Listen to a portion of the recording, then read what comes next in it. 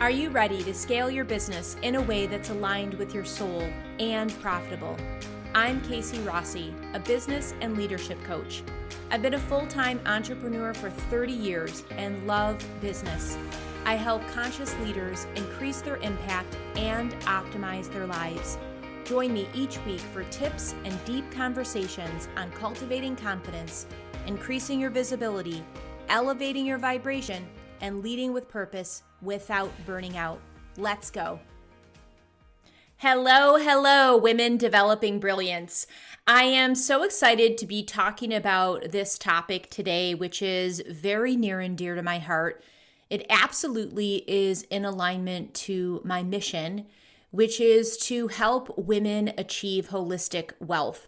And it's interesting because I was DMing with someone on Facebook and they were like, "What do you do?" And I said, I'm a coach and I help leaders and CEOs and women entrepreneurs achieve holistic wealth. And they wrote back and they're like, "What is that? What is holistic wealth?" And so that was great because it opened up some conversation and a really rich dialogue. And it made me think, I wonder how many other people are wondering, "Casey, what the heck does that mean?" So I wanted to take some time as we are closing out or becoming up on closing out 2021 to make sure that we are all on the same page and we're super clear and excited and jazzed up about not only understanding what holistic wealth is, but committing to achieving it ourselves, because anything is possible. And as we cruise into 2022, because we are in the month of December and it is just around the corner, I feel like there is an increased vision and enthusiasm globally that we all seem to catch a wave when January comes of thinking about who we are, what we want, and what we're willing to do to achieve that. So I'm getting a jump start on that. So you have time to really let this information sink in to every one of your pores and cells so you can assimilate it and then create your own strategic plan. Of course, you can always reach out to me. It would be my great pleasure and honor to mentor you as you start really embarking on this journey of holistic wealth. But let's dive in. So first of all, let's peel back the layers a little bit of wealth in general, because I believe that society and marketing, those industries in general, right, have contributed to these global messages that money rules, that money is the end all and be all. And I feel that there are a lot of toxic messages online that contributed to this as well, as far as earn 7 figures in X amount of days. And really now it's even going to like 8 figures. And it's really kind of just, to me, it feels like this freight train with a lot of unsubstantiated claims. And I feel like that's toxic because it makes you feel that no matter what your efforts are, no matter what your best intentions are, that you're somehow behind the 8 ball.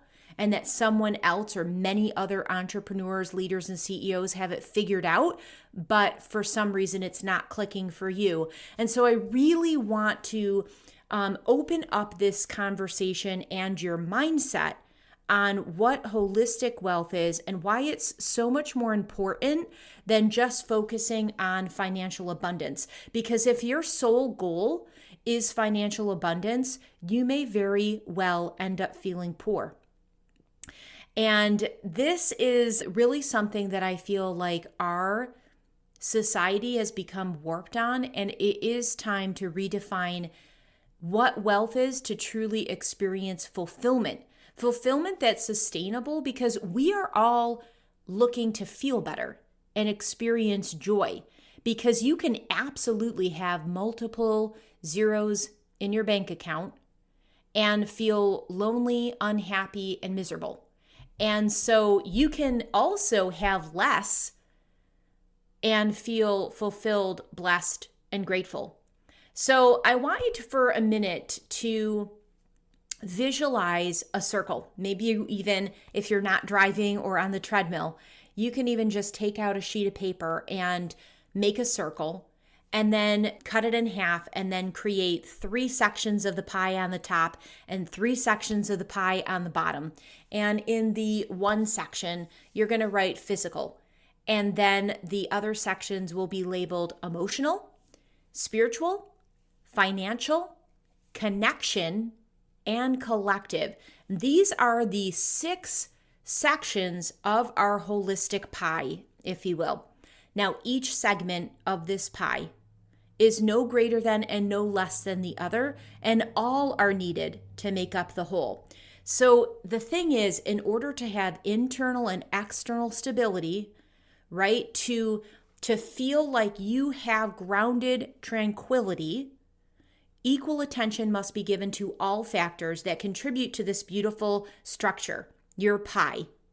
And if you only attend to one aspect, which, as I mentioned before, if you are just focused on, say, the financial piece, and that may look like hustle culture, that may look like grinding it out, working nights and weekends, and really pushing to the point of burnout or resentment, right? You are going to have imbalance. And in the same way, if you were to, say, only be looking at the, let's say even the connection piece, if you were really only focused on volunteering and community service, then it still would be out of balance. So I'm not saying that money is the root of all evil or playing into that kind of negative money mindset, because if any one of those pieces are really focused on too strongly, there will be a vice of excessiveness just as much as there would be a vice of deficiency if you weren't focused on one of those pieces of the puzzle.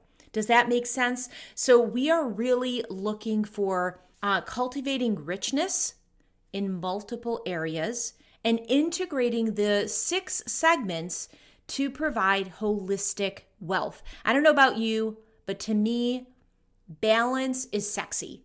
And when you feel balanced holistically, there is just this sense of wholeness, this sense of fulfillment, and the feeling state trumps anything that could be tangible, if you will. So let's go into a little more detail about these actual 6 segments that we're talking about, starting with physical. And I think, many times people are, focused on the body as a separate piece. Like, I should work out, or, I don't know, fill in the blank, like whatever that means to you, where like you're looking for a 6-pack ab, or you're trying to get in your 10,000 steps, but it is kind of separate. It's not really necessarily a part of your business life or agenda. And I think that that's where many people go wrong. And I'm going to break that down a little bit, because you've all heard the proverb, health is wealth. And this is such a powerful truth, because in order to perform at your best, you must have physical vitality, because without energy, how can you approach your day with enthusiasm and vigor? And so I feel like we bring ourselves with us wherever we go. And so having a physical goal of like wanting to, run a 5K or whatever the thing is for you, it is not like a by the way or a separate piece. And I've often heard, like, in order to be successful in business, we almost have to approach it like an athlete. And I really do like that philosophy. And I feel that when we attend to our physical wealth, we are bringing that piece into our business plan, right? Because when we are going to bed early, when we're staying hydrated, when we are moving, when we have bits and pieces in our day where we're actually getting up and stretching and breathing and going out into nature, we are showing up in our business much more full, with a lot less aches and pains. And it is something that we are contributing to our energy versus draining our energy. So that's the physical wealth piece, that when we bring our attention to that segment of the whole, that is going to transform and give us the biggest results, the biggest bang for our buck when we have that overall health, well-being, enthusiasm, and vigor. And so one of the things that you might do is ask yourself, what is one thing that you can stop doing in your day to improve your own physical well-being? Now, it might be skipping meals. It might be working out too hard. It might be drinking a little bit too much. If you were to quiet yourself and be really honest and commit to taking a micro action, what is one thing you could eliminate that's draining your energy? That's going to absolutely help you in that particular segment, something that you can actually do today and see results pretty quickly. The second section is emotional wealth. I just completed the EQI 2.0 training, which was amazing and fascinating how you can understand the different emotional components and subscales that contribute to your overall emotional intelligence, and understanding which lever you can pull, what you could dial back in order to be a better leader, a better communicator. That's going to be a whole nother podcast, but suffice it to say that our emotional wealth is a very important segment to our holistic health.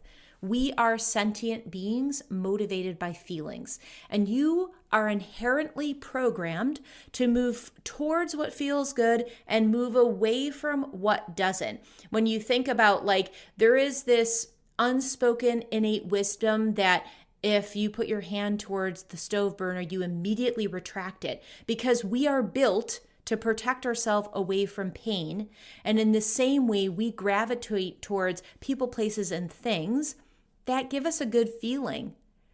Now, the cool thing is, which is really astonishing, is that you can stimulate happiness chemicals within your own system, within your little microcosm, with small everyday activities. And I'm going to break it down a little bit, because if you follow my work at all, you know that I am very passionate about neuroscience, science in general, the connection between our physiology, our physical makeup, and what drives us, and our psychology, right? Because how does our mindset connect to what our body naturally does?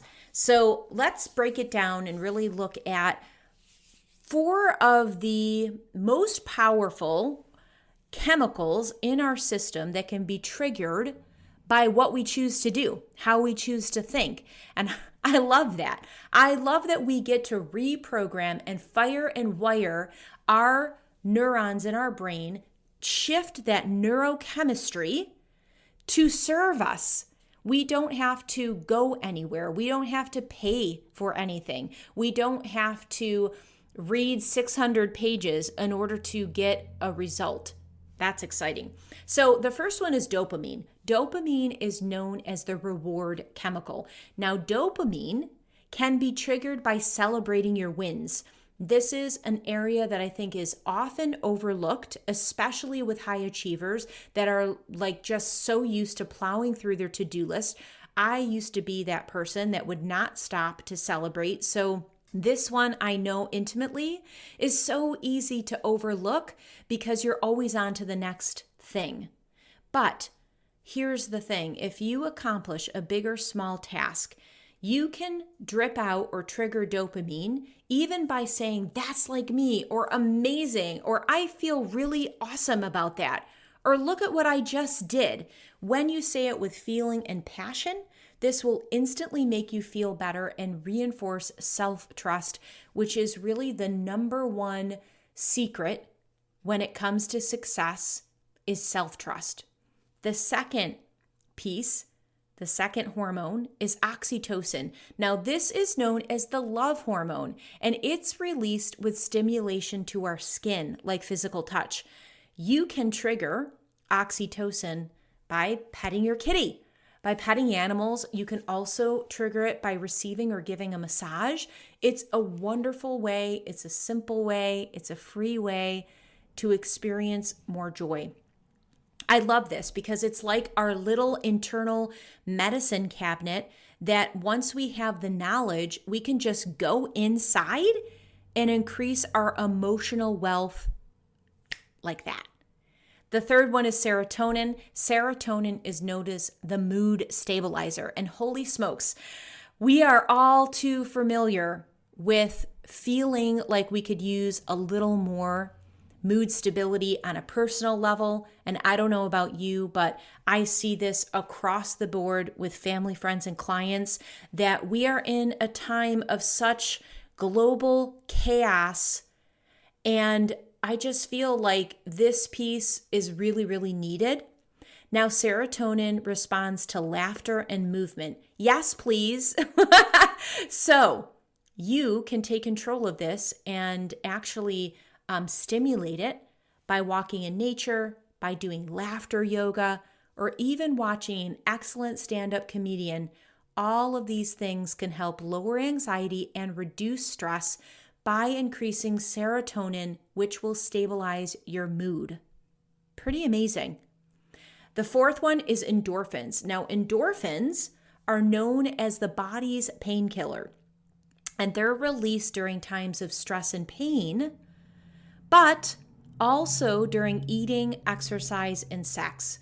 So something as simple as enjoying a favorite piece of dark chocolate can raise endorphin levels, increasing your general sense of well-being. You can see how simple these powerful pieces can come into play in your life on a daily basis just by you having the intention and being mindful of putting them into place. Now, if you are a Post-it note lover like I am, I would literally take a Post-it note and put dopamine on it, and then just put dopamine by celebrating. And then another one, oxytocin. Oxytocin by stimulating my skin. Another Post-it, serotonin by laughing and movement. Another Post-it, endorphins by eating, exercise, sex, right? This is almost like your to-do list for the day to have emotional well-being. Sounds like a pretty fun to-do list to me. All right, so the next section is spiritual wealth. This is such a powerful component. To me, I feel like this one is one of those segments that can strongly affect the other areas, because I believe when you lean on a power greater than yourself, there is a sense of security and peace. Now, many of you know I've been a meditator for 30 plus years. I started meditating daily in 1990. It is a practice that is a non-negotiable because of the benefits that I experience. When we give spirituality an equal seat at the table, aspects like mission and purpose and core values come alive. When we tap into our souls, it opens our hearts and it radiates love into the world, which is the most healing balm of all. And again, especially in these times of global chaos and uncertainty, having faith stimulates hope for a better future. And we could all use a little visionary essence in our life. The other piece that we're going to be talking about is financial wealth. And here's the thing. In today's world, of course, the exchange of money for goods and services is required. And like I said before, money is not a bad thing. It's just another form of energy. It's an energy exchange. Acquiring financial security minimizes money worries and stress, which I know we could all use. And here's the other thing. It's often a misconception that people feel that money solves all of life's problems. And we know that that's just not true. One of my personal core values is freedom. And in that, cultivating financial abundance is essential so I have the security to be independent, the ability to give back, and the flexibility to travel, which is something that I really love to do. Another part of that is my mission is to support female entrepreneurs acquire holistic wealth and busting through those imposed glass ceilings and making money is a part of that. So it is very important. And as we talked about before, it is just a sixth of the story. So just focusing on this piece really is not giving yourself the capability or even opportunity to experience the other aspects that really contribute to our makeup, our feeling state, our approach to the world. Okay, the fifth section of our pie is connection wealth. And I really, I was going to combine connection wealth with collective wealth, but I feel like they both deserve attention. So that's why there's 6 segments, not 5. In connection wealth, here's the thing. I've seen strong achievers able to handle an enormous amount on their plate and really tackle large challenges, one right after another. But maybe you've experienced this too. I know I have. When it comes to family and relationship drama, it's like, oh my gosh, that is the straw that kind of breaks the camel's back, as they say. That's the piece that seems to allow cracks the most, because we are affected by our inner tribe, really highly affected. And cultivating healthy relationships, being an active part of our local community, and prioritizing family time, we know that makes for richer life experiences. Now, my mom used to play Barbra Streisand like on repeat. Of course, these were vinyls back in the day. And so I grew up hearing her beautiful voice, and lyrics that really stuck in my head were people who need people are the luckiest people in the world. So I feel that really dovetails in when we're talking about connection wealth. And I've started donating my time at a local food bank, and it has been such a humbling and eye-opening experience to see dozens and dozens and dozens of cars lined up to receive their monthly box of food. Some wait in line up to 2 hours. And I think on the flip side, when I look at the panel of volunteers that are outside loading these vehicles for 3 and 4 hours in a block of time, most of them are senior citizens that are volunteering. I think I'm the youngest one of the crowd.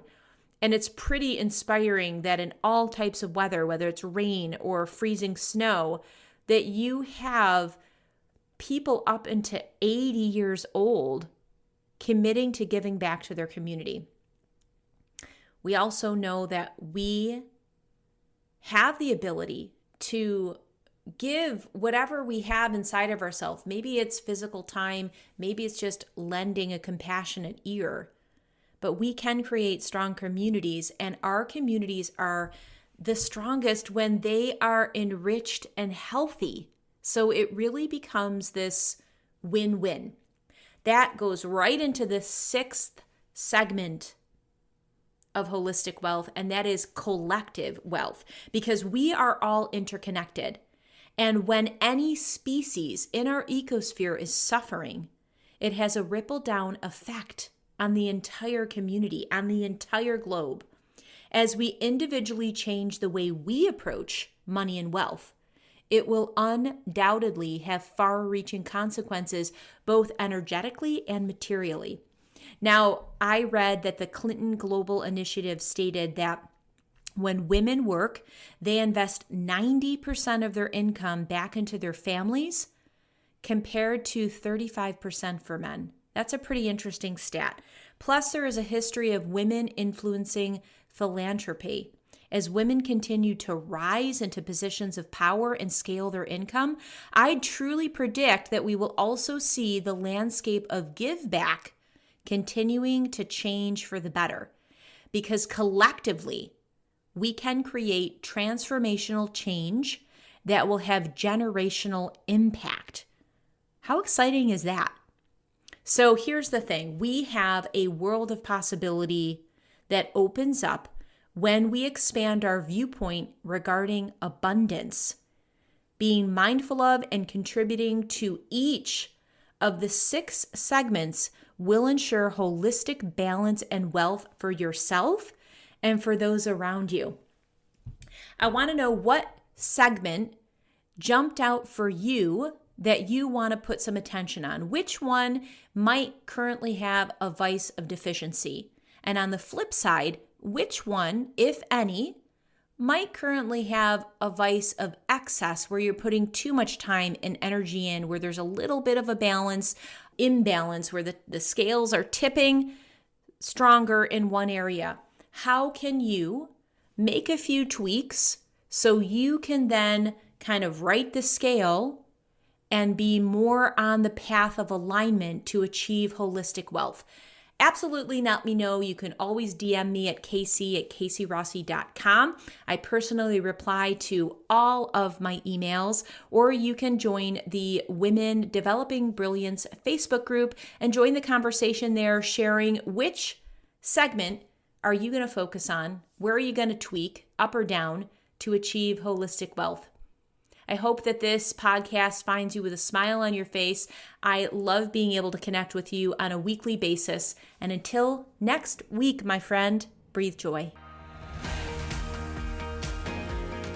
I hope you enjoyed today's episode. If so, I would love to hear your feedback. You can head on over to lovethepodcast.com/brilliance. And today I'm sharing some feedback from Kristen Westcott from Canada.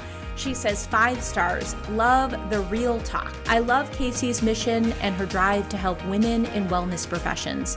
I'm no stranger to burnout, and her podcast really helps women figure out how to grow their business without hitting that burnout. From mindset to practical tips, Casey has you covered. A must listen for women entrepreneurs everywhere. I love that. You get me, Kristen, and I so appreciate you taking the time to leave feedback. If you want to rate or review the podcast, please head on over to lovethepodcast.com/brilliance. Thank you.